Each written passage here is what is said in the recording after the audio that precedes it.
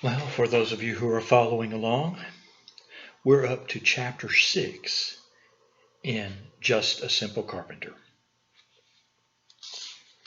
Mary and I stayed in Jerusalem to help out around Zechariah's home until the time was ended for Elizabeth's purification.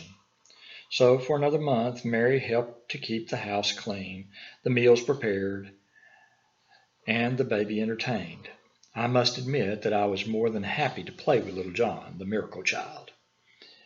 He smiled, he cooed, and he screamed for food, for sleep, and for clean clothes. Playing with the baby made me begin to look forward to the time, now only a few months away, when Mary and I would have our own child to look after. I say our own child, but I knew then, as I know now, that I would only be the earthly protector of God's chosen one, a job I now most readily accepted. Zechariah arranged for many of his friends to bring me small repair jobs so that I could earn my keep during our stay with them. When the month had passed, several of these customers begged me to move my business to Jerusalem, but I had too many well-cultivated clients at home in Nazareth to completely pull up stakes and move. Mary and I must return to our home and our families. We would tell them that God had led us to complete our wedding vows while we were in Jerusalem. Some would be disappointed that we had not returned to Nazareth for the feast, but all would congratulate us on our growing home.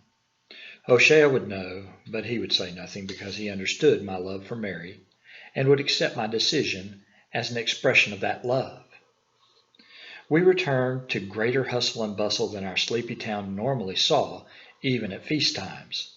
Nazareth had not traditionally seen excitement and tourist swelling, but everywhere I turned, as we entered the streets, I saw people acting as if something were about to happen. I stopped a man on the street. "Excuse me," I said. "What is all the furor about?" "Everyone is preparing," he replied, eyeing me as if I had just appeared from thin air. "Preparing for what? I've been away for weeks, my friend," I said, grabbing his arm to slow his progress. "The taxing, young man, the taxing," he said. I could tell that he was beginning to get irritated with me, but I had to know. "What taxing? Where and when shall I register?" I asked. With a heavy sigh, the man decided that he must tell this intolerable upstart everything, and so he explained. "In just 3 months, everyone is to go to his ancestral home and register for the Augustine tax." The sarcasm in his voice dripped like a comb filled with bitter honey as he continued.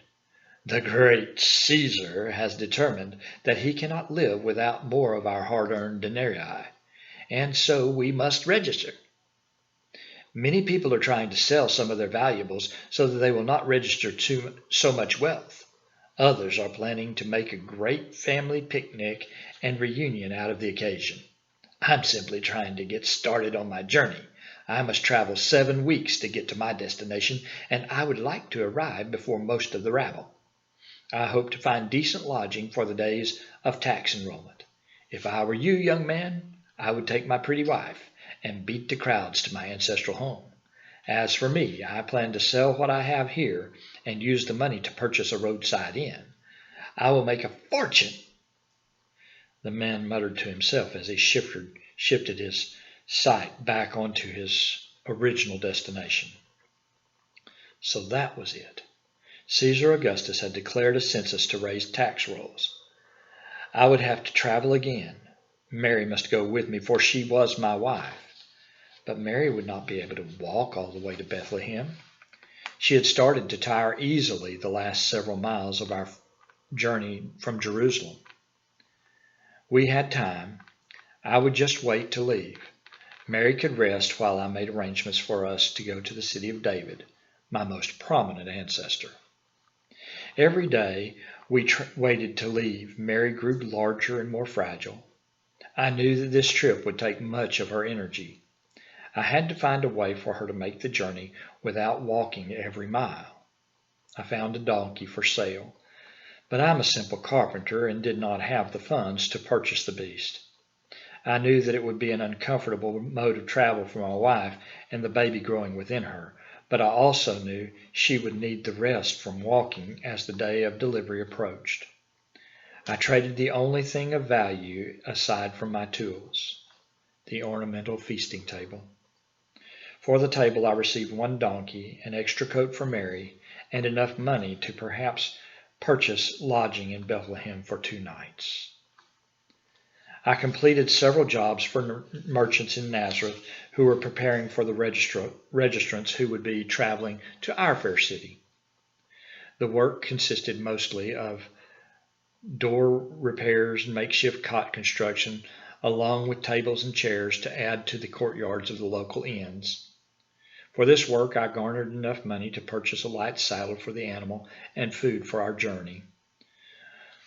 1 month before the census, we began the journey to my town of ancestry, Bethlehem of Judah, the city of David. We made awkwardly slow progress. Even without walking, Mary had to make frequent stops to rest from riding the jarring, bone-ridden donkey. So often did we have to stop that I began to question the wisdom of spending good money on such an evil animal. Tired of the flatbread and dried meat I had packed for the trip, I once threatened to butcher the beast on which my Mary rode to enjoy the taste of fresh meat. Once we stopped by a small spring of water. Something told me I should make use of a spring in the desert. And Mary addressed my frustration with the quiet, loving determination that had stolen my heart even before we promised undying love in the betrothal ceremony. "Oh my!" she exclaimed. "Joseph, quickly!"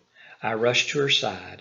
I had helped her to lean against a rock while she rested from the riding the cantankerous old beast. I just knew that something had gone awry with either her or the baby, the Son of the Most High. But when I reached her, she guided my hands to touch her protruding stomach. "Oh, Joseph, he is kicking," she whispered excitedly to me. "The baby is excited about travel, especially to the city of David. I know the time is near. The baby will be born in the village of the greatest king our people ever knew, save the Lord God himself." Tears of joy covered our cheeks as she added, "Joseph, the blessing of giving birth in Bethlehem. Think of it."